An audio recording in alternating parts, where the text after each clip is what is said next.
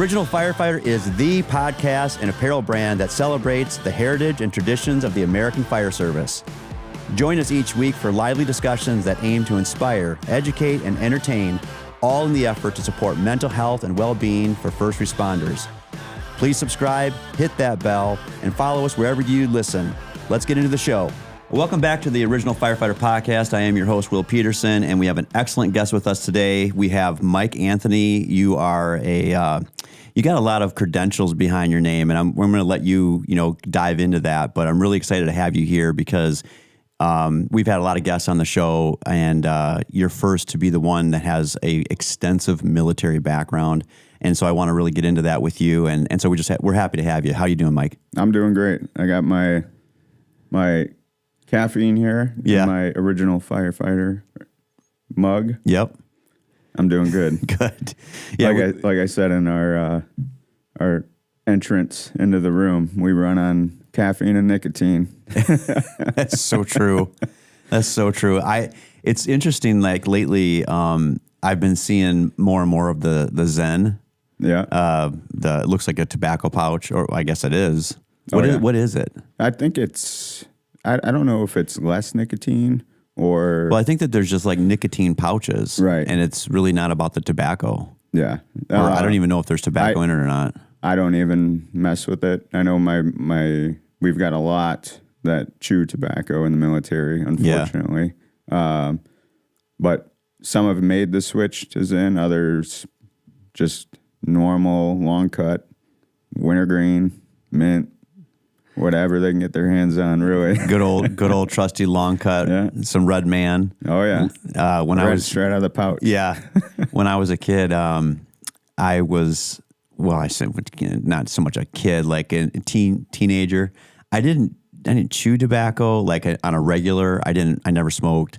But I had a really good friend that if we were out, say camping, or we were out, just hanging out, like I was on a farm. Okay. So if we were just like hanging out, and just kind of doing bro shit. Right. And, but we would get our hands on a pack of Levi Garrett. Okay. And that would be the thing that we would do. Like we would just sit and spit and have Levi Garrett, And I'm like, I don't even know why we're doing this, because I didn't chew tobacco. I guess that means that I did chew tobacco, right. But I didn't walk around with a pouch, or I would, never got into the cans. I remember the first time that I tried like the Skoal long cut in the pouches. Oh, okay. I got so sick. Oh yeah. It tore me up. I don't think you forget your first time. Oh, you don't. No, you do not. And it reminds me of Sandlot. I'm sure you remember that. That's a great scene. That's a great scene. Yeah. So, hey, we're happy to have you. And so just want to make sure I got this right, that you are your current rank is Sergeant First Class in the Army. Yes. Correct? Yeah. And then, right. And your position currently is a Senior Drill Sergeant. Yes. So how it works is it's two different ways. Yeah. So, yes, I'm Sergeant First Class, but as a drill sergeant, and it's a running joke that we put on the trainees, is my first name is Drill and my last name is Sergeant. You will say nothing else. Yes.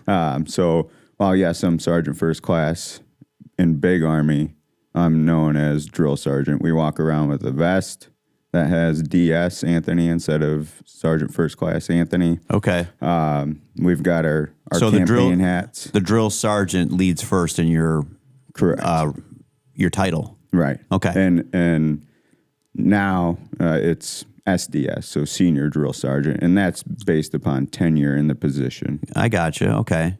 And overall, you're at 16 years in the Army? I hit 16 years in June. No kidding. Yeah. Congratulations. Nice job. Never in a million years did I think I would make it past my first contract. No kidding. Yeah. What was if you think back to then, when you say, like, I can't believe I got past the first contract, what was it about that time period, that first contract, where you were like, were you on the fence about something? Were you just... No, it just, the standards seemed to be a lot higher back then. Oh, and I'm sure we'll get into that as we go yes, along. Yes, we are. But the standards seem to be a lot higher. And you got to think back in 2009, we were still at war, right? Yeah, so for sure. Different demeanor, different essential task list that you have, and quite frankly, we were training up to go from boot camp right over the pond. Yes. I mean, as an infantryman, that's your job. And that's the first job, really, right? When you said something just a minute ago. You said big army, and just give me what's that phrasing about? What is people when you're throwing that into a sentence or a conversation? What do people mean by big army? So when I say big army, I mean army as a whole, because you have different components of the military or of the army. You have the army itself, which everybody knows and is aware of. But then you have the reserve component. And then you have the National Guard. So each is its own entity, but they all fall under the big army. Okay, yeah. Big army is the umbrella. Oh, yeah. And everyone else everyone fits in underneath it. Yep. So we have our roles within the big army. Like reserves, there's not really combat arms in the reserves. National Guard, it is state entity, so you still have combat arms. But we're more in line to assist big army. Yep. So in instance of war, if they get deployed and they need more numbers, that's when they'll draw from reserves as support and National Guard as support. Okay. So when I came in, I was National Guard. I was infantry. This was 2009. And again, we were still at war at the time. So the ramp up and everybody's demeanor was different. So my first contract was 6+2. And what that means is you do 6 years of service and then you have 2 years of IRR time or ready reserve. So you're not necessarily serving in uniform, but you can be called back up for an additional 2 years. Okay, gotcha. So during that first contract, I was, every day was rough. So, and when I say rough, I mean a lot was expected of you. Your physical standards had to be a lot higher because, again, you never know where you're going to get that call to. So it was the actual. Support. It was the point of it is that when you got in, we were already in 2 wars. Oh yeah, we were in Afghanistan and Iraq. Correct. So the situational awareness was uber high. Yes. Is that And in 2009, there weren't females in combat MOSs. Okay. It wasn't allowed. It wasn't a thing. So I don't know if that gave our drill sergeants at the time a little bit more freedom to be a little bit harder on us. Testosterone driven. But there wasn't a female in sight. Right. Yeah. So you didn't have to watch what you didn't have to watch what you say just because you're going to have a different conversation based upon your surroundings. Sure. And really, the thing that made me stay in that was the brotherhood that created. Because there's just something about going through the suck together. Yeah. That draws you in close. So it becomes less about you and more about the man to your left and right. Yeah. So I'm going to come back to that. When you got in, did you know at all? I mean, obviously you got to go through boot camp, get your first assignment. What was your first assignment right out of boot camp? Where'd you end up at? So actually, I got lucky. What I didn't know at the time was that it was luck, because again, all the drill sergeants say during that time in basic training was, hey, when you're done here, you're going overseas, right? Yep. So when it came time to where we all got our assignments, I knew I was coming back home because I was National Guard, not active, but I didn't know what unit I was getting attached to and whether or not they were deployed already or going to deploy, because it works a little bit different on the National Guard side where they're on cyclic rotations for deployment. So when I got out, my unit was just coming back. So they already did their time. So I got put on a PSD team, which is personal security detachment. Okay. So I was the driver for our battalion commander at the time. Okay. And that was a small, tight-knit group. And fortunately for us, after that, the next time our rotation came around for deployment, it was state-funded, being the National Guard, and Illinois wasn't going to pay for us to go back over just because we were a small entity, right? So okay. I ended up lucking out. And I always held that as... I always said I felt bad because everybody that I went to boot camp with pretty much ended up overseas, and I didn't. Okay. Right? So I was like, I kind of feel bad about that, or I feel like less than a soldier because I didn't get that opportunity to go. But my platoon sergeant at the time, he said, when duty calls, you answer the call, but you never go looking for it. Because you can always volunteer for positions. Sure. So I got that piece of advice from him, and it kind of put that at ease. And then I just started telling myself, well, I will always be ready then. Yeah. So when that time comes, I don't have to get ready. Right. I gotcha. Which kind of leads into the physical fitness side of your life. You own a gym. Yes. BA boot camp. Yeah. We're about, 15, 20 minutes north of here in Moscow? Yeah.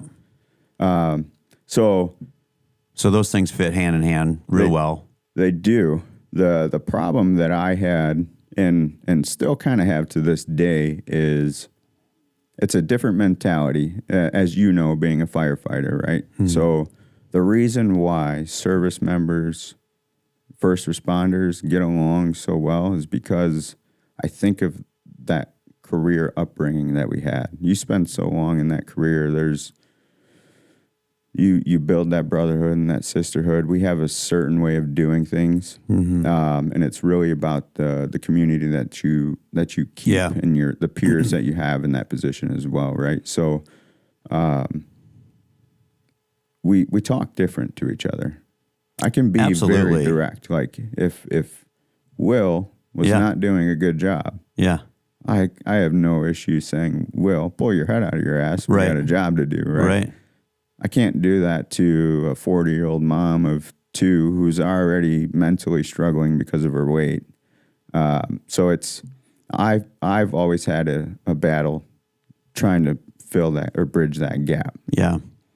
Because I am very direct.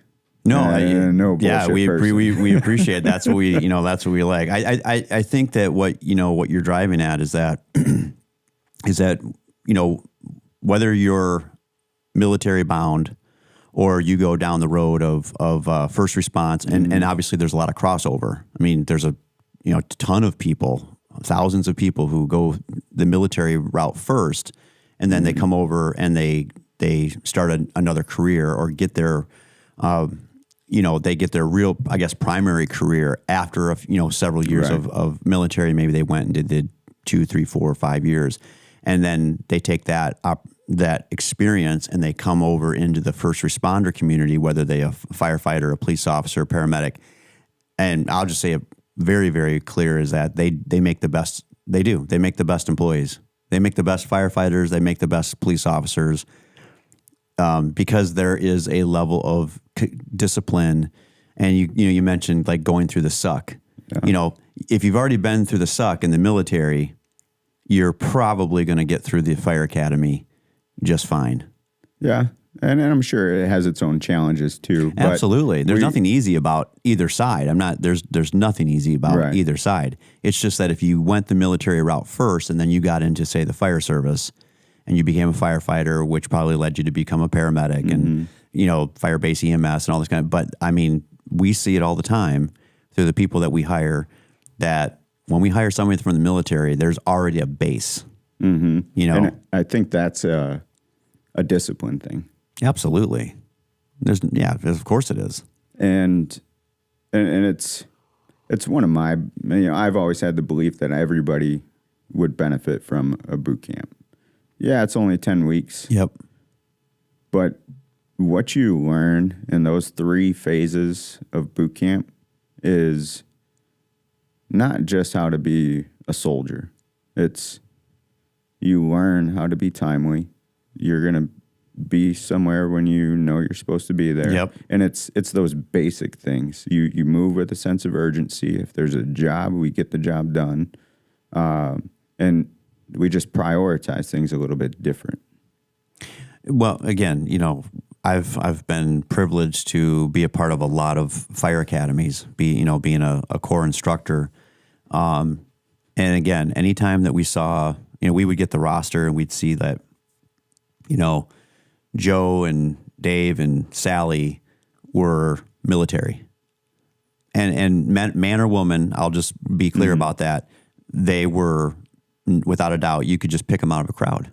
They just stand different. They stand with their shoulders square, and they're upright. And when position of attention. And I like what you said is that when there's time to move, when they're supposed to get going, like they move with a different sense of urgency. Mm-hmm. And now, what's great about that is that I think that can bleed over to the non-military people. Like if you have a few military people within the fire academy, that there's others around that start to get this, sense of like, oh, okay, I should maybe try to emulate that. Right. Because hey, they're probably not getting, their ass chewed as much as the other person is. So it's like, well, maybe I should just follow that person over there and I should probably just be just fine. And I think it's easy to spot a standard. We tend to, we go through our career with always having a standard in place, right? So we always try to at least operate at that level. And it's very easy to see, especially if you spend enough time around those types of people, that, okay, I'm going to pick up on what that person's doing. I'm going to ask them questions and how I can get better. And the old adage, rising tide raises all ships, right? Yep. So if you have people like that are going to push that threshold, it tends to bring everybody up. And that's kind of one of the, I just got back from Drill Sergeant of the Year competition, right? Yeah, I want to talk about that. And the thing that you don't really see in that environment, like you're talking Drill Sergeant of the Year. So being a drill sergeant, you're already among, just throwing a percentage out there, you're already among the top % of those enlisted in the Army, right? Yeah. Now, there's 16 of us all competing to be the best of the best. Yeah. And you get 16 strong personalities in a room. I mean, who's going to yell at the next guy the loudest? Right. So it was, again, iron sharpens iron, right? But what I loved in that group, what I took out of it was we didn't want to just win. Like, yes, it's a competition. We're there to win, but we wanted to beat each other at our best. You wanted to demonstrate your ability. Right. So I think that, keep going. Yeah. So it was great to see. And it was probably the best group of soldiers during my 16-year tenure. And it's quite a coincidence that there were 16 competitors. Yeah. Right. Yeah. But, that group was probably the best group of people I was around for that 7 days. Yeah, when we were off mic, you had said that, you thought that the entire experience was humbling, and that's quite something to say, that when you already have 16 years in and you've gone through, your years of service and you've gone down the road of being a drill sergeant. Mm-hmm. Now you're a senior drill sergeant, and then you're putting yourself, like, were you told to go to this competition, or did you volunteer to go? So you're nominated / voluntold. Okay. If there's not enough positions. But what actually happened is one of my drill sergeants, he's a younger drill sergeant, just graduated the academy. He was supposed to go. Last minute, he had to back out because he got orders for something else. Okay. So I was like, oh, it was my soldier. I'll take his spot, and I'll go do it. So I called my sergeant major up, and I said, all right, I'll do it. But what was great about that, one of the first things that was said when we got there, because you get there, you do your packing list layout. So everything that you were told to bring, you lay it out in front of you, and somebody comes by and they call item by item, and they've got their list, and if you don't have it, -1 point. So the little details matter and things like that. Did you have to drop and give me 25? No, there was no push-ups at that moment, but I did lose some points because there was some stuff I didn't have. Really? But it just, again, it's a competition. It goes to show that details matter. The attention to detail. Yeah. So after that packing list layout, they have their onboarding brief that they give, or in processing brief. And in fact, he was the only reservist drill sergeant to ever win Army Drill Sergeant of the Year, because there's levels to it, right? So we were competing at a division level. If you win that, you go to the big show. Okay. And obviously you only have a smaller number of competitors at that one because it's all the winners. And the only reserve drill sergeant to ever win, the big one, was there. And he gave a brief, and I don't know if you've heard of the man in the arena. No, go ahead. What is it? So it's, I don't know it verbatim, but essentially it's talking about being willing to put yourself in that situation. Most people don't volunteer for that. Yeah. But just by putting yourself in an uncomfortable situation, you're already a winner. And it's easy for the outside critics to say what they're going to say when they're not in the arena. That's awesome. So that was part of the... That's a great, and that's a good lesson. Just on our conversation here, if there's any people out there, well, the firefighters and police officers and even just civilians. I mean, anybody listening to this show, it's like, if you just heard what you just said, consider yourself to be a winner if you chose, any of these tasks or chose the profession. I mean, right now, we talk about it a lot on the show, is that, the recruiting for the fire services is down. The effort is, the fire departments are making the effort to recruit, but the numbers are not there. We're seeing the numbers, dwindling. And why do you think that is? Because it's like that on the military side too. Yeah, it is.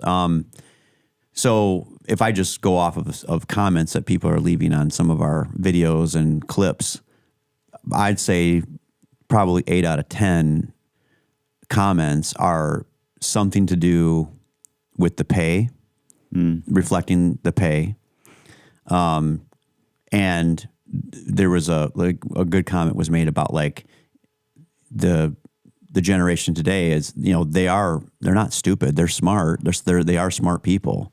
I've argued that they may not have some of the particular mechanical aptitudes that I can remember coming on the job with. And again, that goes back to where I started, and we all have our own journeys. So not everybody begins off of a farm, which I did.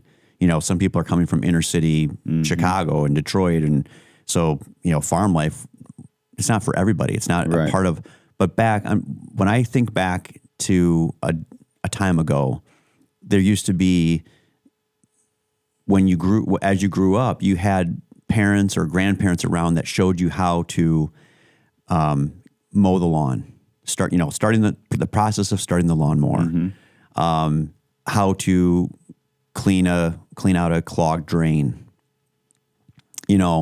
how to shovel snow, and just to do the tasks that were like you had to do it because no one was coming around to do that for you. There wasn't the services that there are today.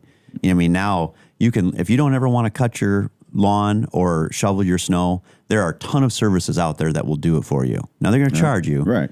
But if you don't ever want to touch a snow shovel or touch a lawnmower, there's plenty of people out there that will do it because they see the service in it. They see it as their own job. Back in our day, it was like there was really none of that. It was just like you did it, right? You cut your own lawn, you shovel your own snow, blah blah blah. Yeah. So, or you had a parent that told you no. Yeah, that's going to get done. That's going to get that. That was your job. Yeah. But today's generation, they're not dumb. They know what it means to have quality of life with decent pay, equaling the similar amount of the ratio of work time that is complementary to the pay. And if I go back to when I began in the fire service, the attitude predominantly was, it doesn't matter what you're getting paid. You have the greatest job in the world. You're just lucky to be on the fire truck. That's the attitude. And I don't discourage that. Like I still believe that today. I would tell anybody and everybody that it is the best career. Why is it the best career? Well, one, it does give you a lot of the greatest basics of life. It provides you a real mission. There's not very many. Yeah, there's not many people that I come across that don't understand what their purpose is. If they're a firefighter, if they're a paramedic, if they're a police officer, if they're in the military, certainly there are gripes that they may have, and there's things about aspects that they don't like, but they do know that they have a purpose. And so many people out there working so many different jobs and career paths, here in America, around the world, there's a lot of people who don't know their purpose. Right. They're getting a paycheck, but they don't know their purpose. And they're not driven by anything. It becomes right. It just becomes norm. And again, because you brought up like military and first responders can talk so well together, it's because I do think that the missions are very similar in a lot of ways. In some ways they're not. Firefighters typically are not going into combat zones with flying ballistics and shrapnel and bombs and missiles and all the things, right? But of course, it's a different combat zone, But again, that's the way that we can talk and we can get on the same page very, very quickly about pretty much any kind of thing, any topic. But I think that the levels of people coming into the fire service, it's going back to some real basics. They're understanding very quickly that the pay isn't great in comparison to the workload. And I might look at some of that and think like, what a bunch of pussies. Right. Like, come on, just get the work done. The work is the work. It'll always be the work. And who's going to do it? I think, but I understand the evaluation process that people are doing now. Like people are really seeing things for what they are. I think the military is the same way. It's not for everybody. And we're in such a information overload and technological era now that I think social media also plays a big role in that, because you have your influencers on social media and they show you, oh, look what I did at 21 years old. I'm driving a Lambo. Yeah. I got a six-pack. Yeah. I'm looking good. Yeah. And I'm making money just by posting content all day. And some of it's true. Some of it is. But then when you have OnlyFans, we use that for an instance, right? Yeah. You got OnlyFans, and you got some of these women out there that are showing that they got six figures coming in on an annual basis. It's like, I got a good body. Why would I go spend money to go to school and do a career that I don't necessarily want to do when I can do this. This episode of the Original Firefighter Podcast is sponsored by Castle Contracting. Castle Contracting offers commercial and residential restoration, leading the industry in roofing, residential siding, gutters and downspouts, egress window installation, storm damage assessment and repair, and solar energy, saving you money and time. If you want to be treated like royalty, contact Castle Contracting to schedule a free inspection. Call them at 877-512-4207 or go online and visit castleexteriors.net. That's 877-512-4207 or go online and visit castleexteriors.net. Serving Illinois, Wisconsin, and Kentucky, Castle Contracting has you covered. Your home is your castle. Call Castle Contracting today. And that's in everything you just said there. There's most of it pisses me off because, first of all, going down the road of OnlyFans, you're pretty much you've sold your soul for money. When you talk about the influencers that are driving Lamborghinis, again, there's a misconception. You're talking about the NFL, right? You know how many college players come out of football players that come out of college that go to the NFL? It's like 1% of 1%. Again, they're only seeing the best of. You're only seeing the best of, and you're also seeing, if you look at social media, if you're looking at all the different platforms. I'm not going to call any of one of them out. I'm just saying just pick a platform, and if you're doing the whole scrolling thing and you're looking at all this different content, look at. There's only it's a small percentage of people that have like 1.5 million followers, right, or 4 million followers, or whatever, and I've got my favorites that are out there that I really, kind of key in on. But I think we use it in a different way. Like we use it for not necessarily just entertainment purposes, but more so what can we learn from those individuals? And it's typically somebody who is in line with our profession. Well, I think that if what I'm saying is true, and I know that it is, that the recruitment is down. The numbers are down. Again, the effort to recruit is stronger than ever. The military has just launched a whole new campaign on, changing the tide from what we've seen for the last, 4 years under the Biden administration. I think the military campaign was, it was absolutely terrible. It doesn't reflect the kind of military that I would want to be a part of, to be very honest. When I'm looking at, the standards and the DEI and, just the messaging was just so milquetoast over the last 4 years. And now in a short couple months, we've got, Pete Hegseth and JD Vance. He was just at, Quantico with the Marines. He was on the ground shooting the guns. He was hitting headshots. He was doing the thing. He was actually doing it. And so it's just inspiring to actually get back to, like the Secretary of Defense said, he's like, we're going to get back to building warriors. And all this other, pussification and DEI and all this shit. It's like, I'm so over it. I'm so done with all of that. The other countries are training in a manner that we are? No, I already know what the other countries are doing. If you're talking about our adversaries and non-state actors, they're basically waiting for us to self-implode. Yeah. Because we're over here trying to figure out, what gender should be in what sport, and who's going to go to what bathroom and what locker room is going to. Are you fucking kidding me? Come on. Realistically, when shit hits the fan, and it eventually will. Yep. None of that matters. No. None of it. It shouldn't. So that's actually, while we're on this talk, that is one of the hardest things as a drill sergeant, especially the last few years, is you felt like you had to do the job with your hands tied behind your back. I can only imagine. Because you didn't really know how much support you had above you that would fight for you. But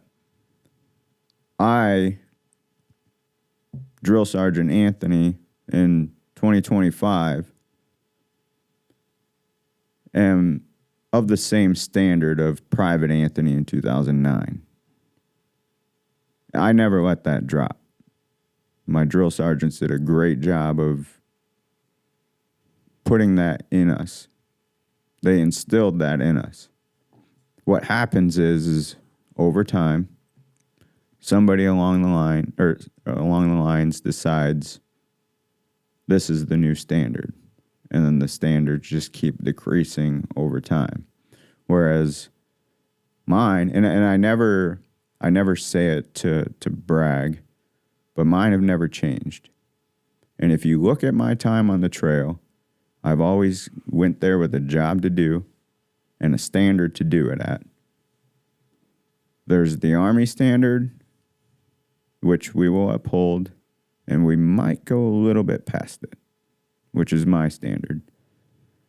And I always tell my platoon this when I'm there. I said, it doesn't matter when you look around what everybody else is doing. Mm-hmm. Yes, one team, one fight. But we are a platoon. We are going to be a little bit different. We're going to be out there a little bit earlier to start our PT. We're going to be going to bed a little bit later. Still making sure standards are getting met. But I'm going to make sure you're ready. So, my philosophy is you are a soldier first. Yeah. And when you're in basic training, it's not a tough concept. I get it. You are learning the basics of being a soldier. And this is, I get really tired of having to walk around these days with we talked about, doing everything with a filter. Mm-hmm. Two things can be true at the same time. I love that statement because it's true. Two things can be true at the same time is that you can be respectful of other people, for sure. First of all, you should be, because I want to be respected as a human being, and I only reap what I sow. So if I don't treat other people with respect, I can't expect to also be treated with respect. Mm-hmm. Right. On this side. At the same time, and I think this is the scale that we're looking at where there's this imbalance right now today, that the last couple of generations have, I'll say it clearly, that there's this level of self-absorption where everything about you is special. The thought is that everything about you is special. It's like, and there's the rest of us are saying, no, you're actually not that special, and that goes back to, say, the fire service, right? The individual that gets hired and gets brought into the fire academy that comes in with any sort of self-entitlement, chip on their shoulder, with this idea that they don't necessarily need to pull their own weight, and maybe pull not just your own weight, but do a little bit more, to your point. And that right there are the red flags. Those should all be the red flags to all of us, whether you're in the fire academy, you're one of the drill instructors for fire academies, whether you're in PTI for police, you're one of the instructors there. If you're in the military, you're a drill instructor, drill sergeant. If you're in those positions of leadership and the development process of the next generation of fill in the blank, firefighter, police officer, EMT, next military soldier, the red flags should be going off or going up everywhere when you see that those few individuals that come in and go, I don't gotta listen the way that they're telling me that I need to listen to all this, that they're already categorizing what they think that they should do, what they can do, and what they won't do. Rather than just take the whole thing and say, look, you're a firefighter. The second that you took the oath, you stepped into the academy, and you're a firefighter till you retire. Mm-hmm. And I would look at it like police officers, firefighters, you have your academies that you go through in order to become qualified to do the job. Same thing with the military. Your qualification is boot camp. You will learn how to be a soldier before you then go to AIT and learn your actual job. But first things first is basic soldier's task. basic warrior tasks and battle drills. You should know how to PT and be sufficient at it. You don't have to be the greatest at it, but you should be ready. You should know how to shoot a weapon. You should know how to operate as a team, and you should be disciplined as fuck. That doesn't change. Doesn't matter what academy you're at. You should carry those standards, and those who are in charge should carry those standards. And finishing what I was talking about during my time as a drill sergeant on the trail and keeping such a high standard, when I'm there for longer than 14 days, because we're only required to do 14 days every year as a reservist, right? But you can go down there for longer if you want. I volunteered for 29 days or a full cycle, which is 10 weeks. And if I'm there for 10 weeks and I can spend 10 weeks with that group of individuals, I've always came out nominated as drill sergeant of the cycle. And behind me are my soldiers from my platoon, top shot, highest PT score, honor platoon, and they earn streamers for specific tasks that they do during boot camp. And while it doesn't matter to some drill sergeants, they don't really care about it. I'm competitive. I like to win. That's good. It's good. So I like to win too. So I instill that in my group, my platoon. Right. And I didn't really tell anybody this, but this past summer was probably my last cycle as a drill sergeant. Okay. In 2024? In 2024. Okay. I've done my time there, and it's time to look for new challenges.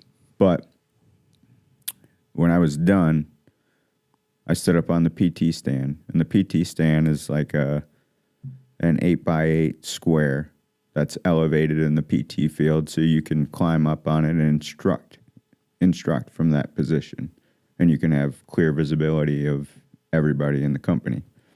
So when I was on the PT stand, what I loved and I'll never forget it, each platoon has a side of the square that they stand on.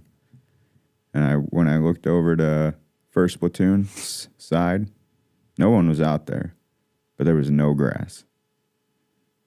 It was all mud because we were out there getting it every chance that we got. And it was a beautiful sight. Never forget it. But that's the great. reason why I say that is because I know now that they're prepared. Yeah. And they are going to be better than their peers when they go forward in their military career. That's my job as a drill sergeant. Yeah, that's a good to feeling make sure they're for ready, you, for sure. And to make sure that they succeed in their career. Yeah. And as long as they maintain that standard, they should be fine. Just don't let it drop. But with that, and a lot of times, especially in the last few years, we try to cater to that 1% who comes in and thinks they're special little snowflakes. And they create enough noise to where now we think we need to change the way we do things to appease that 1%. That's not the way it works. That's not the way the real world works. Yeah, but don't you think that this is where maybe a little controversy comes up, is that don't you think that they have been successful to a degree to I do complain, think so. Chat loud enough. I'm trying to figure out how to phrase. You use the term snowflake, and I know what that means, and I'm sure that there's listeners and followers out there that we'll call them sensitive Sallies. Sensitive Sallies, snowflakes. And some of these terms, I mean, yeah, they're disparaging. I mean, it's a knock on what we've been kind of dancing around here with is that you come into these professions, whether you go down the walk of life of the military service. Let's say that is your career. My father did 20 years of service in the Air Force. I mean, that was his first career. He went on to have a second career after he retired, but his first career was the military for 20 years. I have said before that one of the things that I do wish that was in my portfolio was at least a couple, 2 or 3 years in the military. I just ended up getting hired very young in the fire service. I was 19, 20 years old when I got hired in the fire service. What says a lot about you too and your upbringing that you pursued it that early. Yeah, I got going really fast on it.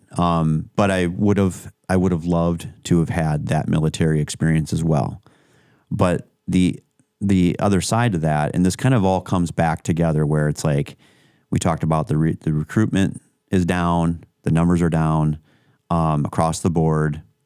We can see it in fire, police, EMS. The military numbers are down. And then when we do get the recruits that we get in any one of those walks of those professions, you start to have to, you really do, you have to start to look at it very quickly and say, okay, what is the caliber of the group that's coming in? And I don't mean like they are there to be taught. They're there to be trained, and that's your job. That's my job. If you've been in these professions for a long time, even if you are not a drill ground instructor, but you've got the time and the experience, you should be passing that on to the younger people that are coming into those professions. But you do have to quickly, in today's world, you have to spot those sensitive Sallys and those snowflakes, those individuals that think they look at themselves as being like, well, I'm not here to fit the mission. I'm here to be myself. And if it works out that I work with the mission, then great. But if I don't, I don't care. Like, that's the person that I look out for. And they need to be weeded out. And but are they being weeded out? That's my question. Is that in today's society, are we weeding them out? Not at a fast enough pace. What did DEI do to this whole situation? On your side of things, military, I can talk about it. On my side of things, the fire service, from your perspective, what did DEI do to the whole situation? I mean, right now, seeing it from the reserve side, obviously I'm only seeing a smaller picture of it. They, as far as my job goes, they came down and the big thing was remote work. Okay. That was the first thing to change. They said, no, everyone's going back to work. And you started having that feedback of, well, why do we have to do this? Why? Asking questions, why? Mm-hmm.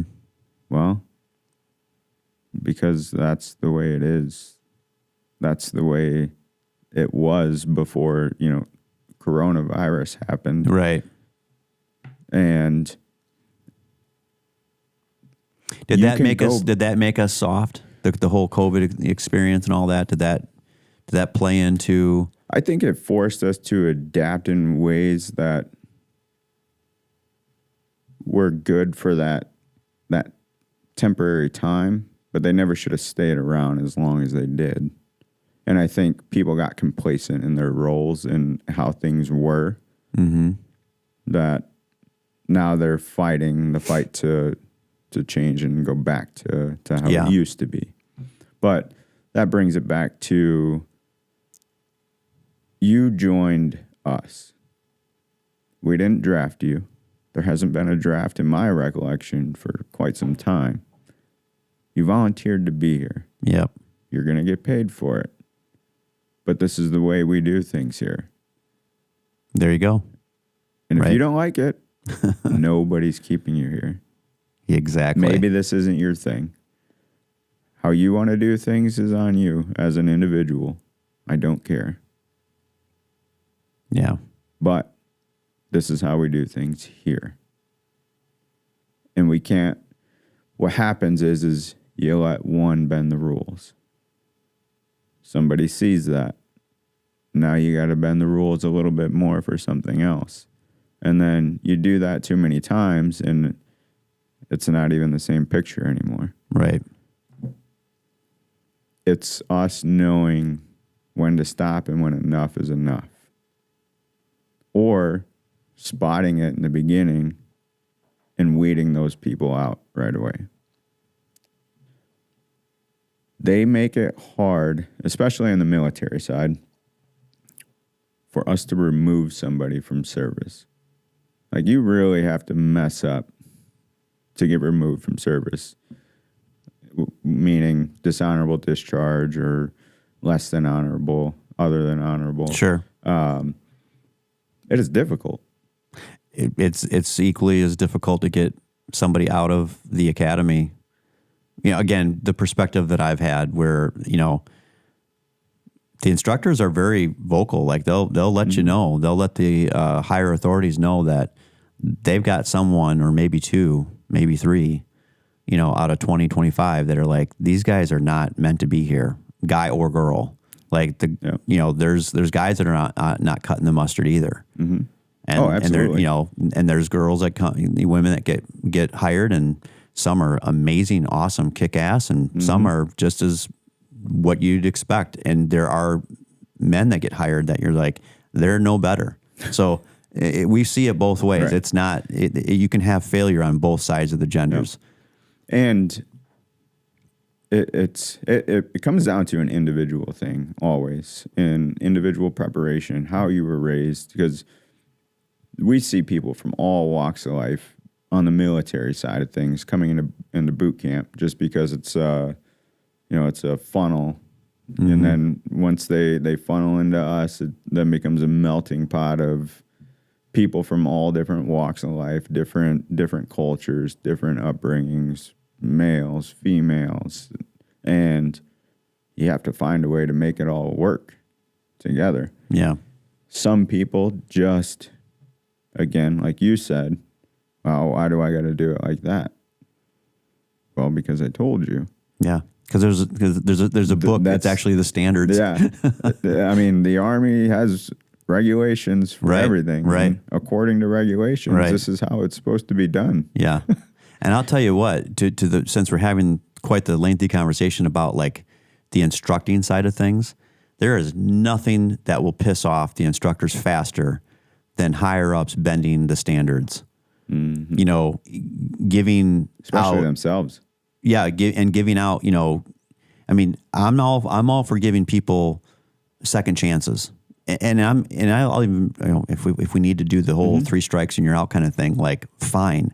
Whatever the standard is, then that's the standard. Now, are there external situations? Maybe somebody had COVID. You know, someone was sick during smoke divers, or they were sick during one of your, you know, major tasks that you would have, you know, some of your boot camp people going through. Right. But taking out the extenuating circumstances, and or at least accounting for those things. Like if you're going to give people an extra chance to get it done, whatever that is, you know, run a mile, and PT is a big one. PT is a big one. Body composition, being able bottle consumption, getting through smoke divers, getting through RIT, saving your own type stuff. Like if you cannot do those things, here's one for you. I would measure someone's ability by a very simple standard, which was, can you throw a 24-foot ladder by yourself? Now I'm talking like that was a personal standard of mine. If I was viewing or observing new recruits and I'm out at the drill ground and we're doing all these different tasks and motions and movements and we're going through all different types of stuff. It might be search and rescue, RIT, whatever, it doesn't matter. But if I looked at every person in the academy going through, if every one of them could at least throw a 24-foot ladder by themselves, I at least knew right then and there, like, okay, because it's not the easiest. Got something that you can work with. They've got something I can work with. Okay. You want to go a step further with that? Do a high shoulder carry, 24-foot ladder, throw it up by yourself, get that sucker up on your shoulder. But however it gets done, I mean, there's the proper way of doing it. High shoulder, low shoulder, but it's got to go up. It's got to get to the window. It's got to be done right. It's got to be done safe. It's got to be dependable. If you can do that, you're giving me something to work with. And I had to be taught how to do that. Mm-hmm. That's, I didn't just know how to do that. Right. Someone taught me. Therefore, I can teach someone that skill as well. But if you were man or woman, you couldn't put up a 24-foot ladder by yourself. That I looked at that and I go, that right there is going to be a problem. Mm-hmm. And then especially if you could coachable. Well, yeah, and then you could look back at all the other tasks and go, and they were also mediocre at this one, and they were mediocre at that one, and there'd just be a line of them that just stacked up and go, okay, see, this person is not cutting the mustard. Right. Now, what are we going to do with it? Now, that's the question. So what are we going to do with it? For us on our end, there's different ways that you can go about it. So what I do is a failure to adapt. That's what we classify it as, is they just can't adapt to the way we do things here. We gave them time after time, and what we use is counseling statements. So if the individual messes up one time, I sit down, we have a conversation like this, man to man or man to woman. Yep. And we're going to talk about the reason for this conversation. I give you an action plan of what I want to see for you to correct this. Again, if you fail to adapt, there's a time frame probably. Then we do another one. Mm-hmm. And then now I start the separation process. Right. Now I do need help from higher I don't have the power to make that happen, but if I come with enough information saying Private Snuffy here messed up in this manner, here was the action plan to correct it. 2 weeks went by, couldn't correct it. In fact, has messed up now in other aspects as well. It's not cut out for it. Right. So as long as supported? I have, yes, as long as I have the work done on my end, what I see happen a lot is there is no record of wrongdoing. So now if I go to commander with no record, who ultimately they say yes or no, and I say, hey, this is what happened, and it's all he said, she said, it's probably not going to happen. Right. Well, so, and if it comes down to the he said, she said, I mean, that falls back on the leader, the instructor. Mm-hmm. I mean, we should even be, dealing with that right. at this level. You're the professional in the room. Mm-hmm. You should know. We don't do this on hearsay. There's got to be good factual evidence, objective evidence. It shouldn't be subjective. It shouldn't be, emotionally passionate about. I'm trying to get my good friend through, and I don't care about anybody else. I don't know. I mean, whatever people do for, causing improprieties to happen. But it doesn't have any place. It shouldn't have any place in any of it, in any of the beginning stages of training and drilling and getting through the academies and then progressing on up through the organization. Mm-hmm. This is where we're at today with, is this going to be done on merit, or is this going to be done on some DEI bullshit agenda that is in and of itself, that agenda, it is, in my opinion, it's causing the individualistic attitude to come forward. And that does not work in this profession. It doesn't work in the fire service. It doesn't work in the law enforcement community. It doesn't work in the military. You might think that it's working to some degree. It is not. It is eroding away the team. It's eroding away, the overall mission, as that's the most important thing, not your personal feelings. The thing that is actually the most important thing is the mission of the organization. Protecting lives and property is pretty simple. and doing it at the risk of your own life. I mean, that's the oath. That's what you're putting your hand up for. And that's what to your point, you're volunteering for it. Nobody put a gun to your head to go do it. No, this was your choice. This was your choice. I think it comes down to personal pride and going back to tying it into what you said earlier about purpose. Mm-hmm. They don't really have a purpose when joining. It was a means of a paycheck. Right. There's plenty of other jobs that are a lot easier that you could do to earn a paycheck. Right. You could be an influencer. Right. But and not to say, when I put on that uniform, and I'm sure you were the same, mm-hmm. when we put on that uniform, we represented what that uniform meant. Right. And if you ever walk through a museum and you see what those men and women did in the past, and you get to experience it. We actually just did it at that competition I was at. We went through the 95th Museum, and I still get the chills. When I hear the national anthem, I still get the chills. Makes me teary-eyed. That's awesome. Why? Because it fucking means something to me. Yeah. This uniform means something to me. And guess what? Not only does it say U.S. Army, but it has my last name on it too. I'm going to make sure that means something as well. So I have purpose. What's yours? Yeah. Why did you come here? Most people can't give you a straight up answer on that because it's got to be more than a paycheck. Absolutely. Yeah. Again, I'll say it really loud and clear that the worst, the individual that is masquerading as a firefighter or, the part of the first responder community. And I say masquerading because if there are people out there that are just there, they're just there for the paycheck. There's a paycheck firefighter, and they exist. But they will undoubtedly be the individuals that cause the most work and headache for the majority of the team. Mm-hmm.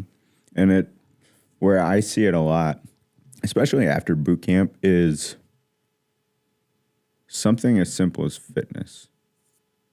Yeah. And that's really what got me into the industry itself is I originally wanted to be a police officer coming out of it just because it aligned with my passion for the military. I actually tried going through Rockford's hiring process, didn't make it. And it was such a lengthy process that I was like, I don't know what I'm going to do now. Mm-hmm. So then I figured I love fitness for myself. Yeah. I love helping people. So how can I help first responders now? Because I didn't make it to be one, but how can I help them? Fitness is very crucial for the job and in our professions. Yep. And I'm sure you can attest to it. If you are physically fit, you go into a pretty bad situation feeling a little bit more confident in yourself. Yeah. If you're a tub of butter, you're gonna melt pretty fast. And the reason being is, again, because it's more about you. Mm-hmm. You have to carry your body weight plus some equipment. And now if your buddy to your left or right go down, you got to get them out of there. Or in your case, if you get called to a house fire, there's probably a family in there. Can you physically get yourself into that environment and rescue those people? Does the community feel good about who's coming to rescue them? Yeah, you should be asking yourself that question. That's a great question, Mike. And as an individual, for the listeners and the viewers out there, if this is your profession, the first response community, military, you should be always asking your question, checking in with yourself, mm-hmm. and asking that question to yourself. if I were called out at 2:00 in the morning, am I going to be able to pull mom, dad, the dog, the kids, all of them out of this burning building? Can I do that? Okay, that's mission task number 1. Mission task number 2, what if I get in trouble? What if my person to my left and right in my team, what if they get in trouble? And I would first check in with yourself and say, if I get in trouble, can I help myself? Mm-hmm. Because if I can't even help myself, I guarantee you can't help anybody else either. All right. So really, I think that the messaging should be check in with yourself in your fitness, in your health, check in with your mental health. Even, on this episode, I mean, we've had some pretty brash talk, but I go back to, we do know health and wellness better today than we did before. When I came on in 1990, I came into the fire service in 1991. Mm-hmm. That's going a bit way back. And I can guarantee you that nobody gave a shit and no one was talking about mental health and wellness in the fire service. Now today, it's right there, up close and personal. And Original Firefighter backs that mission for the firefighters themselves. But what we want the person to be a whole person. Be mentally, physically ready, be stable, be healthy as best as you can, and be able to put forth a certain level of effort that has, that call it the fifth gear. Mm-hmm. And it's the Army has adapted to that too over the years, to where now it's more of it's called the holistic fitness approach, to where now they encompass all those things that you just talked about. Sure. It's not just, can I do my push-ups, sit-ups, and 2-mile run? Right. Now we're talking about the foods that you eat, what you put in your head. Yeah. How is your head? Is there a big push there? And we're going to come back to the fitness part of this in a second, because I want to get to the fact that you are a gym owner and it's passionate, to your core. But I want to just touch on, you talk about that holistic, what'd you call it? Holistic to fitness is what they call it. Holistic to fitness. Mm-hmm. So did that come about, or, how did that morph or become engaged into the military mindset? Is that any chance that that's because of the number of suicides that we're seeing and dealing with in the military? I think it was the time that we were coming out of those two major wars. Yeah. So we had a lot of people suffering from PTSD. So it's getting them in a way that's mentally and physically sound, to where they can still perform at their job. Because removing them from the job or their career it's not the right answer. Right. If they could still physically perform and you can mentally get them up to par or prepare them to continue, let them go. But back in the early days of my time in the military, it was, they still had master fitness trainer, which I went through the DL portion, which is the distance learning portion of that. And it was more so just fitness and nutrition, not a whole lot of nutrition. Mm-hmm. And now they have the master fitness trainer course, which you can go to. And over the years, they've adapted that course into more of the mental health to help our numbers and help retaining our numbers, because we lose a lot of good soldiers because of mental health. Right. So it comes down to the basics: nutrition, sleep, moving your body, hydrating, and mental health. Yeah. If you can maintain those 5 things, you can do your job. So they really did a good job of bringing those all together under the MFT course, and then really branching it out to all the other organizations and training it more, creating more awareness on, hey, it's not just about physical fitness. There's a lot that tie into that. Do you get involved at all with the VA side of things at all? Yes and no. I mean, I know a lot of personnel who go through it. What's the? I mean, because I get this sense that there's some negative thought about how the VA system works in this country, and I don't know if that's real or not. I don't know if it's just. I don't know enough about that, and I'm just curious to know what your thoughts are on that. From what I hear, I think it's just a matter of timing. That's the main issue with the VA system is for whatever reason, there's an enormous backlog. Like if I started the VA process now to claim disability, I mean, unless I've got a stack of papers saying, this is what's wrong because I've already started going to a doctor and seeing counseling or getting counseling. If I haven't done all that, that whole process would probably take a year for me to go through to build up enough credibility in doctors' recommendations saying that, yes, this is what's going on with this individual, and then tying it back to the service. Because that's the key.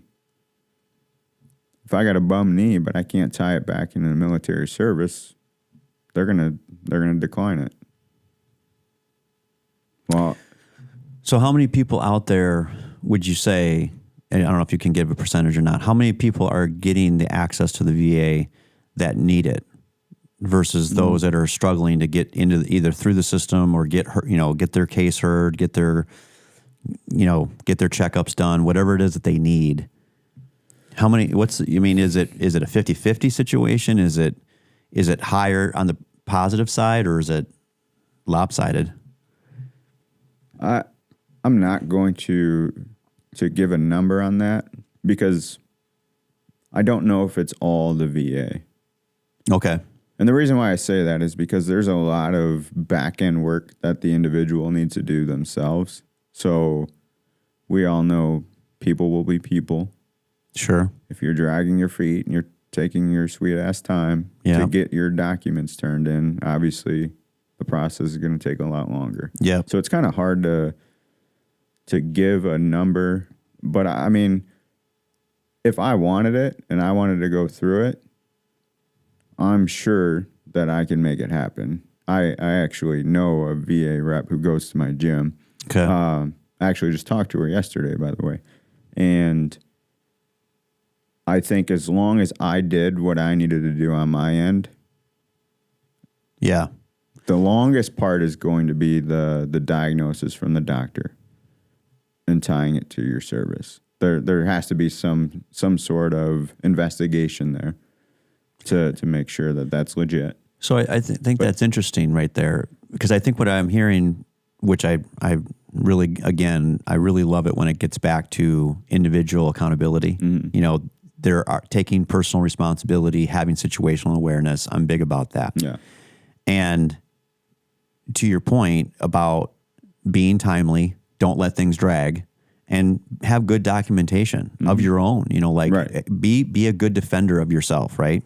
Have an I Love Me book. I've got an I Love Me book. It's got anything that I've ever done military-wise. It's got all my awards in it, all my pertinent documentation in it. That way, I'm not going to keep it all upstairs in my head. Right. So if somebody has a question or I need to show proof, I probably got it in my I Love Me book.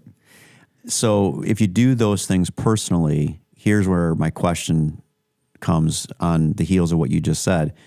If the individual does those things and they have the I Love Me book and they do the things and they get to that doctor, they get through the examination, what is it about though that long diagnosis period? What if the individual is like hanging on by a thread and they need things to move quicker in order to get the help that they need?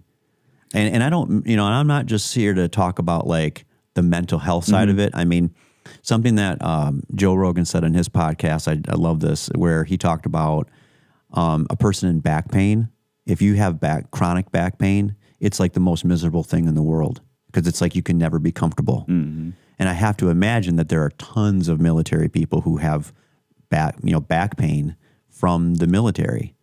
So just using that as an example, where you take an individual and this person is in constant pain and they're not getting any relief. It starts to now affect not just their physical being, but it starts to affect their mental. Mm-hmm.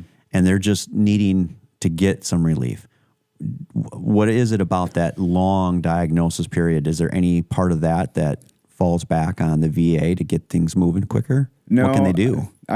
If you need it, it's there. It's there? Okay. So you can go, if you're still in the military, you have an active CAT card. You can go on a military post and you can do their clinics or their hospitals. If you go to a bigger post, there's VA clinics all over the place. You can go to your regular physician or primary caregiver and get their help. Yeah. You don't need the military to say yes or no. The thing that takes a while is, again, most don't come in prepared. So now you've got to go to the doctor enough times for them to say, yes, this is an issue. Yes, we can relate it back to your time in service. Mm-hmm. Now you've got something that the VA rep can work with. Yeah, okay. Because they're going to advocate for you. But you got to advocate for yourself too. Right. And I've seen, I actually know, I won't mention names, but Mm-hmm. he's rated like 70-80% disability through the VA. Went to Ranger School. Okay. So clearly he's not disabled. Right. But he's got enough evidence to say, hey, these are the things I'm struggling with, whether it be mental health, knee issues, bilateral knee issues, back issues, whatever the case is. But if you've got enough information saying that this is what I've got going on, here's how it ties into my military service, they're going to approve you. Yeah. I gotcha. It's not going to be difficult. It's hard for me to say it's them on the VA side that's holding it up because you don't really know. Is it them or is it the individual who's taking their sweet ass time? Yeah. So that's why it's hard for me to give a number. I just, just curious again, and hopefully there's some listeners out there that if they need an encouragement for themselves to be a good advocate for themselves and do the things or do the work for themselves that they need to get done, and then to be able to know that they can go to the VA or go onto a base and get that they will be able to get seen. Hopefully that's the case. You just have to, like you said, you have to advocate for yourself. Yeah. So push the envelope. To pivot to advocating for yourself in another way, this goes to the fitness and the gym ownership that you have. That one, we've deeply covered that you have a true passion for fitness and physical health and mental health too, and making sure that you're ready to not only meet the standard but to exceed it. And that I think that's a great message out there, especially for. And I do want to see the recruitment numbers go up in all these professions. I think it's a wonderful career. I mean, they're already saying that in the military side, they're already seeing their numbers go up. Numbers have been going up. Again, Secretary of Defense Pete Hegseth has been really out there toting that, saying, we've already changed a bit of the image. I think I don't know if it's 100% changed or if it's in the process of being changed. But again, I can reflect back on what it seemed to be like for the last 4 years. Not great, not good, not in my opinion. I actually got asked if I ever would want to become a recruiter. Really? Because I'm looking for that next thing. And I said, I would not be a good recruiter because although I'm not a Green Beret, I have the standard of you don't want to be here, ring the bell. Right. Because in the SF world, all you got to do is ring the bell and they'll send you home. I'm not going to convince you to try to come do something you don't want to do. You're either in or you're out. Right. Yeah. but so now what you did is you opened a gym. Yeah. You took everything that you learned from the military, from what I can take from our conversation, and then you said, okay, being a gym owner is going to be perfect for you. So how did that, how'd you make that happen, and how has that already been, how's that progressing for you? So again, I wanted to find a way. I had a passion for fitness for myself again, and I wanted to find a way to help others. I have my own firm beliefs about general fitness and why it's important for you and the benefits it can bring to you as an individual, and then especially in our line of work. So it was my way of being able to help those who not only need it, but help those who struggle to attain it on their own. So it was actually called Get Some Fitness originally. Okay. And it was in a industrial unit, and it had all plywood walls. So we put I think I went to Menards and I got some like rubberized flooring and rolled it out on the floor. Yeah. And I just came up with any way that I could use your own body weight to kick your ass. Okay. And that was my whole model.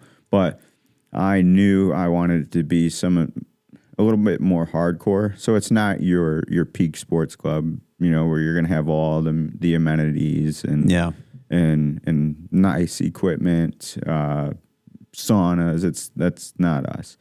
Ours is, when you walk through our doors, it's because you have a job to do. You have a result that you want. It's our job to help you get that result. Mm-hmm. So I also wanted it to tie in with my military career and being able to give back to veterans and first responders and all that. So right away I said, and this will never change, and if I could do it for free, I would, but I still got bills to pay. But I'm like, first responders, veterans, I don't care if you served 2 years and got out, you're a veteran, 50% off. Because I know the importance of what physical fitness means to those individuals. Sure. Specifically. Sure. So, and it gave me the opportunity to be around that more, because when you get out of that service, and I think this is why a lot of people in our industries suffer afterwards, is unless you stay close to those people, you kind of lose that. You lose that community and that camaraderie that you had when you were in the fight. Yeah, it quickly changes. This episode of the original Firefighter podcast is brought to you by Benny's Slots, Wine, Spirits, and Empire Gaming.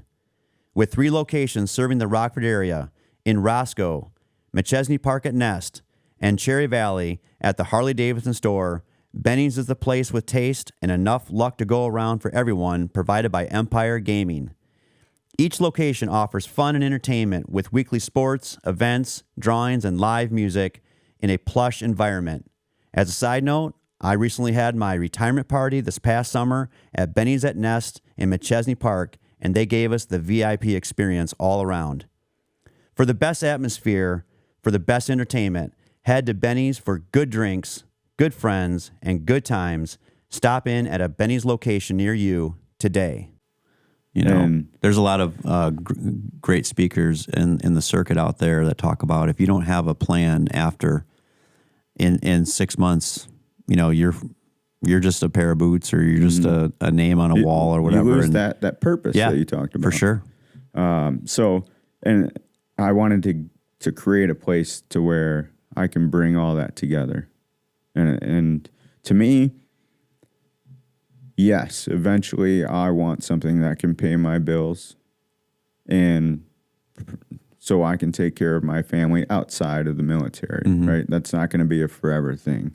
So my plan is to grow the gym to a point to where that can be that outlet, and I can still have that military background of mine that makes me. Yeah. Right.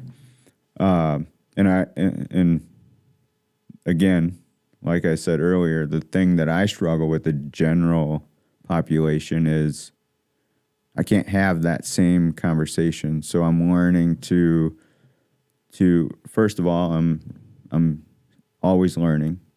I'm learning about psychology, human psychology, how people work. I study human behaviors, and a lot of this information we're in information overload these days, and I think it's why most people struggle with their physical fitness, because there's so many articles and pieces of information out there that tell you keto is good, and then there's opposing things that say keto is bad. Yeah. They don't know what to do, but they overcomplicate it. Yes. And realistically, you have to just keep it simple. All the information is out there for free. Yeah, it's a double-edged sword for sure, because I want the information, and I enjoy the fact that basically my smartphone, my MacBook here, they pretty much operate these days like it's my personal library. You don't have to walk into a library anymore. Nope. It's right at your fingers, and that's kind of been the evolution of the internet and technology, and now AI and all the stuff that we're seeing, and it's just crazy to think what this AI is going to do over the next basically 700 days. They say it's already going to quadruple what it can do. It's crazy. Insane. But I think that, to your point, replace coaches here in a little while, or trainers. Right. I wonder if it'll ever replace the drill instructor. Right. Probably. I don't know. Come on. No. Let's not go that far. But I think that you're onto something there, where individuals that are trying to keep themselves in some kind of good, steady physical fitness and mental health, I think they go hand in hand. If you feel physically good, your mental health is better. Right. If you're physically ailing all the time, kind of going back to what I said about back, chronic back pain, people who live with that, it's got to be miserable. I mean, last year I had fractured I just had a hairline fracture on my tailbone, and it was from actually working out. And but it was very miserable for 3 months. It just was tough to walk. It was tough to roll out of bed. And it was also tough to shut down and stop, doing so much, like realizing like I need to let this rest and recover so that I can get back to doing the things I like doing. It's a double-edged sword in so many different ways. The other double-edged sword is what your point is. There's so much information out there, and people get lost and confused in it all. There was a day and time back, going way, way, way back, that they told you that, 2% milk and butter and lots of red meat was also good for you. And come to find out, it clogs your arteries pretty good. That's what it does. Right. Now, it gives you a lot of other good benefits. I mean, I'm not saying that there's not good protein, that there's not good fats, things like that. But there's so much information about like what is actually good. And I like what you said, and maybe you can take it from here, where you talk about keep it simple. Yep. So what I mean by that is you're always going to have core things that are going to be a part of any healthy person.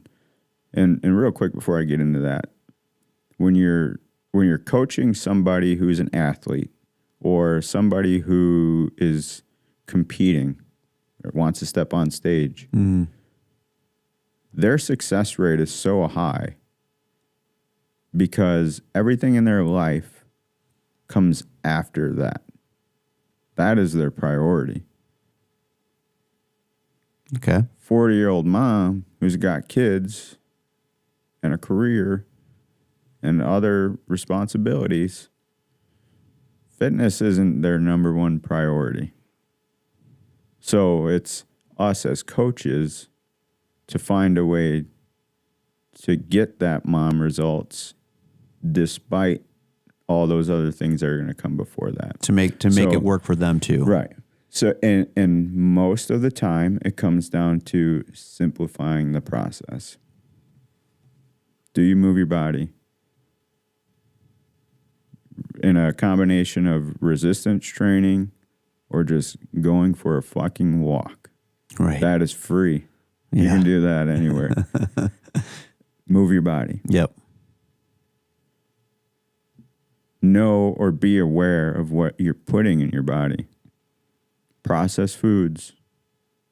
You could tell me that they're bad for you, right? So I like to play a little game with them. I'll say, good, bad game. I'm going to say something. You tell me whether it's good for you or bad for you. Broccoli. Good. Bag of chips. Bad. Sitting on the couch watching Netflix. Good and for bad. hours. No, bad. We'll go with bad. So you already know what to do. Yeah, for hours. Yeah, right. You already know what to do. You know what's good for you and what's bad for you. So it's not the knowing that's the issue. It's the implication. How are you doing it? I think that something that you're driving at here with and it goes back to like all the information that we can have at our fingertips. So I think what you're saying is to, yeah, there is a lot of information, but pick something and then stick with it. And if you're not going to see results if you're always constantly going, oh, well, now I'm being told to do this. So Right. I'm going to swing over there and I'm going to do that for a minute. And then I'm going to swing back over here and do this for a minute. So and then I'm just going to end up on the couch anyways, and I'm still not going to get any results. I'm going to tie this into, and this can be related to more things than just fitness. What I see happen a lot with people is they underestimate the time that it takes to achieve results. Yes. With anything. Right. Career, fitness. Well, let's use those two, right? Most of the time what happens is they'll do it for a short length of time. Oh, I didn't get the results that I wanted for it. Oh, I didn't get the position that I wanted. Oh, my friend told me about this other thing. Maybe I should try that. So then they stop everything that they're doing, shift focus, do that other thing. Guess what happens in 3 years? Or 6 to 8 weeks. Right. For fitness. Oh, it didn't work for me. Not for me. Yep. Let me find the other thing. And it's a constant repeat of that process. Where if we'll take it career-wise, do your job long enough, do a good job for long enough, advocate for yourself, show why you should move up in the system. Chances are you're probably going to do pretty good. Earn some merit. Yeah. Fitness. Let's focus on 5 pounds at a time. How are we going to do that? Well, we're going to focus on the habits that are scientifically proven to get you there. Moving your body, being aware of what you're eating. You can even take that a step further if you wanted to really dive in and figure out what your macros are in relation to your goal. Yeah. Sleep. I've even come to Hydration. find, and I do think that I advocate that people should know their macros. Absolutely. I don't know that I have to always think about, like that the macros is I must live and die by the macros, right? Well, are you trying to be a bodybuilder? Right, exactly. If you are, then you kind of need to, don't you? If you're just trying to be happy, healthy mom, 70, 80%. Yeah, I was going to go with the 80-20 rule, Yeah. But 80% of the time, if you're moving your body, there's ways to lower your caloric intake, but still hit the protein, hit the good fats and the fiber. That's the other thing too. Fiber is overlooked. It is a ton. It is. It is really, really, really overlooked. Much starts in your gut. Yes. And a healthy GI and gut health really sets the tone for how your body performs and how you feel. Just overall. But if you stick to primarily good lean cuts of protein, dense carbs around your workout and for recovery, So less processed foods, less sugar. Yep. Vegetables, fruit, add in healthy fats in there. If most of your food choices, 70-80% of the time, are of those things, yeah, you'll see change. You're gonna look and feel better. Yeah, no, I think that's a good. Did you know the person who does the average amount of work, maybe a little bit above average, loses 1 to 2 pounds a week? Really? That just does a little bit extra, you mean? Mm-hmm. A little bit above average. That's good. 1 to 2 pounds a week is good. Very good. But let's say you're somebody who needs to lose 50 pounds. Yeah. Well, now we know it's going to take you at least 50 weeks to hit this goal with you doing the work. That it is. That's a huge hill to get over, is to see that you're not going to see results overnight. And you know, use that. There are different people out there, right? If you're already in, we'll call it, say, moderate shape, you know, you don't have as long of a journey to see the change as someone that is coming in, you know, pretty severely overweight, obese. You have a long journey ahead of you. Mm-hmm. It can be really discouraging. Well, and a lot of times you see it, and we laugh at it on our end because we know better, being industry leaders, but you see people all the time, they say, oh, I want to lose some weight. So then they significantly drop their calorie intake and what they're eating. Yep. Hopefully it's good choices. Most of the time it's not. Mm-hmm. But then they ramp up their training on top of it. So you're starving your body, but yet you're trying to get it to perform at a higher rate. Not going to work. The body still needs fuel. Right. So it's, again... And not just caffeine and nicotine. Right. So... There's the tie we're around. Just different. Built different. Yeah. So what I try to tell people is simplify the process. If you're looking for a coach, we're there to help you put everything to work and then just oversee it. Yeah. You still have to do the work. Oh, yeah. It's not going to make it easier. Yeah. But we're going to give you the tools to do so, and we're going to make sure that you're staying on path.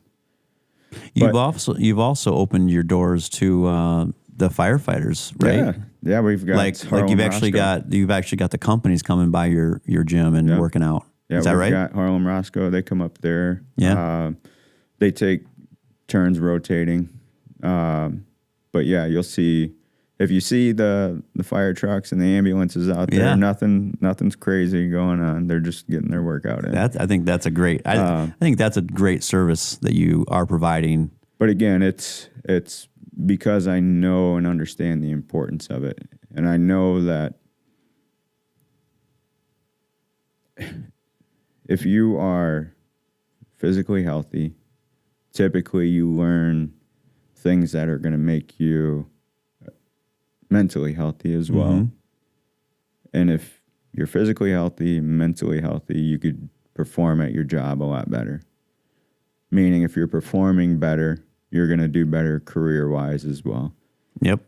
But then it also shows your leadership that you could do the job. It shows your peers that you're physically and mentally ready to be there for them if needed. It shows your community that you're ready to be there in support of them if needed. But it all starts with the individual. Absolutely. And those are things that you can control. Life happens to everybody. We're not always going to be on our A game, but for the most part, you can control that situation. I think that's a great message, just to have everybody here. Yep. At this point, I'm going to just change us a little bit, and we're going to play a little game. All right. I like games. You ready for that? It's been a great conversation so far. The jigsaw character. Yeah, you want to play a game? We're gonna play a little game. We like to do this on the original Firefighter, where we kind of put you through a little bit of the machine. And I thought that in honor of your military background and your commitment to the service and to our country, so I thought we would do a combat military type game here. Okay. So I'm going to ask you some questions, and we're going to see what level you get to as far as your knowledge. All right. In the service. You ready for that? Sure. So this is the original Firefighter combat version of the machine. Okay, so what year was the United States Army officially established? 1776. Ooh, you're off by a year. Year 75. There you go. We're going to give that one to you. You got really close. But yeah, you're good. 1775, you're right. Which branch of the U.S. military is the Army's primary mission to engage in land-based military operations? The Army. The Army. I figured you'd get that one right. Yeah. Okay. You're doing good. What is the official motto of the United States Army? What is the official motto of the United States Army? This will defend. You got it right. This will defend. Yep. Moving on. What is the highest enlisted rank in the U.S. Army? Sergeant Major of the Army. Sergeant Major of the Army. What is that? Explain what that position is. It's it's the highest enlisted. On the enlisted side, I'm enlisted. Yes. I'm an E7. Okay. That rank is an E9, but there's command sergeant majors, and then there's the sergeant major of the Army. And there's one? There's the one. There's just one. That's the big dog. And that individual is an enlisted individual. Yes. And that's he or she has spent their entire career on the enlisted side. Can they get, what's the non-enlisted side? Officer. Okay. So you're either non-commissioned officer, enlisted, or you're officer. Okay. So general. Okay. Gotcha. Is the high end of the officer side. Okay, of the officer side. All right. I actually I haven't gotten an opportunity to meet her yet, but she's a badass. She's the first female to graduate Ranger School, but she's just picking up her sergeant major, and I would love to see her get that position. Sergeant Major of the Army. Really? She's a badass. She's a badass. Do you know her name? I can't remember. Okay. I just started following her career. Okay. But I'll send it to you after we're done with this. Next question is, which of the following is not a standard weapon of the U.S. Army? The M16 rifle, M1 Abrams tank, an M1911 pistol, or an F-22 fighter jet? Not as standard as the F-22. There you go. But I will say that a lot of those other ones are outdated. Are they? But we're going to have to refresh your list for you. We can do that. What in terms of fixed wing aircraft, what does the Army have? Anything? No, there's nothing there. No. Helicopters, right? Yeah. Galore. I mean, we do. Got your but not fixed wing. Hawks. Yeah. Blackhawks. We have Chinooks are another big one that we use. Do you have, just out of all of the military, do you have a favorite plane? I was just talking about this the other day with another buddy. There's like to one. Keep my feet on the ground. You don't have a favorite? No. Really? No. What if I said, so my favorite is an A-10 Warthog. Okay. You just like hearing the...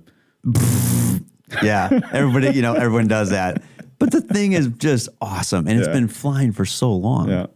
So it's just a flying tank. It's so great.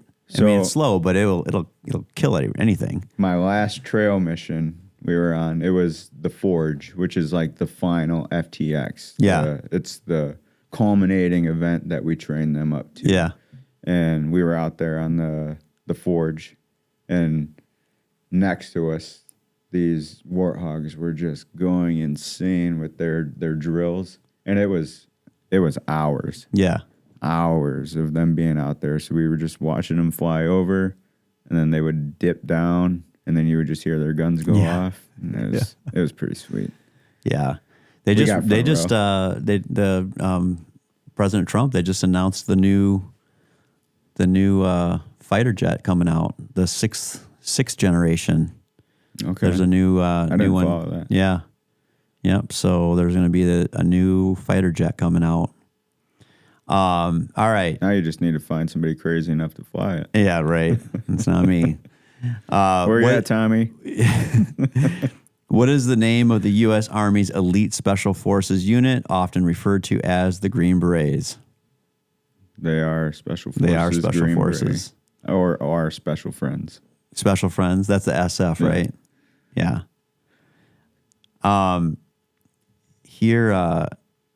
Here's some other stuff that I thought was interesting that I brought just to kind of round up our conversation here. Here's a couple of fascinating facts about the United States Army that most people don't know. The U.S. Army, well, I'll ask it as a question first, see if you get it. What is the oldest unit that's still active in the U.S. Army? I'd say the Big Red One, 1st Infantry Division.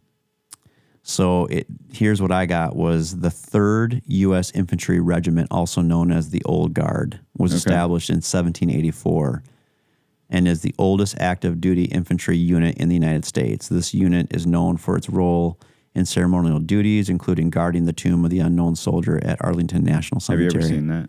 I've seen it several times. In fact, every time that's emotional. I've been out to D.C. probably 25 times, and every time I go, I have never not gone to D.C. and not gone to the changing of the guard. Yeah, I've gone every single time. I want to experience that. It is a fascinating situation out there. What they do, it's just incredible. The history alone of the guard, the Sentinels, what they do out there to protect the tomb of the unknown is just, for them, I think it's the highest honor that they can get in their military service. Many of them, when they get done with that, they usually serve 2 years of a tour at the tomb before rotating to other positions. But I think a lot of them, they end up going over, like they end up being like at some of the top diplomatic positions in D.C. Oh, I'm sure. So that was the U.S. Army's oldest unit, still active, is the 3rd U.S. Infantry Regiment, also known as the Old Guard. Here's another one, is that the Army has its own quote-unquote supercomputer. Do you know what it's called? Its nickname? So its nickname is the Eagle. The U.S. Army operates one of the world's most powerful supercomputers, nicknamed the Eagle. It's located at the Army's Research Laboratory in Aberdeen, Maryland, and it's used to simulate and analyze complex military scenarios, helping the Army make more informed decisions on everything from logistics to battlefield tactics. So you got the supercomputer of the Army is called the Eagle. The oldest regiment, or the still active regiment, is the 3rd U.S. Infantry Regiment. So I thought you'd just enjoy a few of those little tidbits for yourself. And I know that they've got some different tech that's out there where you could do battlefield simulations, and I've never gotten my hands on one yet, but we just actually did a call for fire simulation as part of that Drill Sergeant of the Year competition. Oh, yeah? So it's a computerized system, and they've got binos that you can look through that are set up right there on the desk. But essentially what it is you have an observation post, right? And they spot bad guy. They call for fire on said bad guy. So they have a AI slash virtual thing set up to actually run through that entire simulation. It's pretty cool. It's like a video game. That's awesome. It's like Call of Duty on steroids. Yeah. I bet there's a ton of military training out there that is in that simulation world. video game style. There's actually part of their train up. When I say the trainees who enter the military, and even ours still, it's a virtual system to where the guns that we use, the rifles, they're actually attached to a computerized system, so you can practice on the screen. That's awesome. Yeah. But we actually run them through that process multiple times before they actually get rounds downrange. Yeah. But it's pretty neat. I can only imagine. Hey, listen, Mike, we've had a great conversation here. And first and foremost, we want to just thank you for being on our show. We really appreciate your dedication and commitment to service and the country. Thank you for, what you've done in service. And also, we want to wish you the best with your gym's been operating for how long now? It's been open since 2019. Yeah, so you've got you've got some time. You've managed to come over go through the curve. I think if you can stay open, be open, long enough. We went through some rough years. Yeah, it's not easy. But I think we're on the right track. We're building a good brand, something that I'm proud of. Yeah, and we encourage, if you're in the local area, stop up to BA Boot Camp. It's in Roscoe, Illinois. Yeah. And I've been there myself. I've worked out there. You guys, I can remember when you brought in your new equipment. And you like that equipment. That equipment is awesome. It is badass equipment, and the whole place, the whole setup. It's definitely that. It's got the CrossFit gym type thing feel, but I know that that's not 100% the mission. There is, you guys have kind of got a hybrid, I think, going on. That's a good word for it. There's some CrossFit feel to it, but really I think it's just about the energy, pushing your body, making the movements happen. And then, but the weightlifting side that you guys have brought into the gym is really impressive. So I would encourage those that are listening, viewing, if you're in the area, you're visiting the area, stopping at BA Boot Camp. And again, Mike, we've just had a great conversation. Really appreciate your perspective on so many things. And just remember, folks, that we are here for your off days, and we want you to be a whole person. So if you are, making sure that you're out there taking care of yourself, your mental, physical body, and we encourage you to always be safe. And anyone out there in the military, those who have served and are serving now, thank you for your service. Take care and be safe.